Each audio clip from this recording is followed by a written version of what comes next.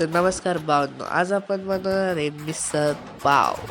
तर आपण खोबरं घेतलं टाकून मिक्सरमध्ये, कांदा घेतला चिरून चरचरी, टाकलं तेल, टाकली जिरा मोहरी धनिया पावडर खडा मसाला आणि सोलला लसूण खडा खडा चिरला फाटा टाकलं मिक्सरमध्ये, टाकलं पाणी फिरून घेतलं मिक्सर, आणले बटाटे टाकलं पाणी उकडले शिल्ले, केला बटाट्यात चुरा, टाकलं धना मिरची पावडर आणि टाकला कांदा हळद तिखट टाकलं बटाट, टाकले त्याच्यानंतर तडीत पुदिन्याचे पानं, मटकी घेतली आपण धुवून, टाकलं मीठ हळद आणि घेतली शिजवून, कांदा चिरला वापीत चरचरीत, टाकलं तिखट टाकलं मीठ टाकली हळद टाकली पेस्ट घेतलं फिरून गरगरीत झालं आपला रस्सा तयार. उकळू द्या मस्त याला फरफर.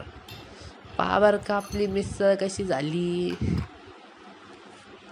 चला तर मग खाऊ.